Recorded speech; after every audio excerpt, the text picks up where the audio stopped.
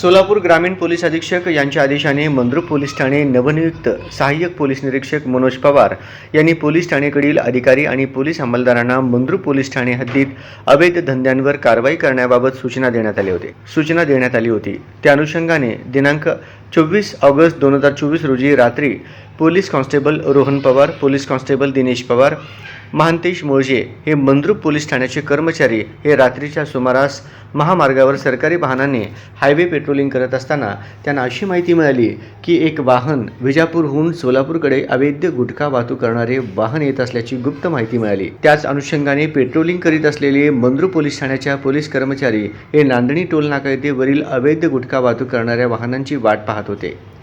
काही वेळातच गुप्त मिळालेल्या माहितीच्या वर्णनाचे वाहन विजापूरच्या दिशेने येत असल्याचे दिसले। सदर वाहनास ड्युटीवरील असलेल्या पोलीस कर्मचाऱ्यांनी हाताचा इशारा करून थांबवले। सदर वाहनाची तपासणी करता त्यामध्ये 21 पांढऱ्या रंगाचे गोण्यामध्ये 12,06,000 रुपये किमतीचा हिरवा गुटखा नावाचा महाराष्ट्र राज्यात प्रतिबंधित असलेला मिळून आला। वाहन चालक व त्यासोबत असलेल्या इसमास नाव गाव विचारता त्यांनी चालक सोहेल मुर्तुज कुरेशी वय 23 वर्षे राहणार कुरेशी गल्ली हाजी माही चौक सोलापूर व त्याचा साथीदार अकिल मोहम्मद सलीम शेख वय 32 वर्षे राहणार जोडबाई पेठ मंगळवार बाजार सोलापूर असे असल्याचे सांगितले। सदर वाहन व मिळून आलेले 2 इसम यांना ताब्यात घेऊन पोलीस ठाण्यास आणून तात्काळ सहाय्यक आयुक्त अन्न व प्रशासन विभाग सोलापूर यांना कळविण्यात आले। त्याप्रमाणे अन्न व सुरक्षा अधिकारी श्रीमती अस्मिता टोनपे यांनी सदर वाहन ताब्यात घेऊन धाडसी कारवाई केली।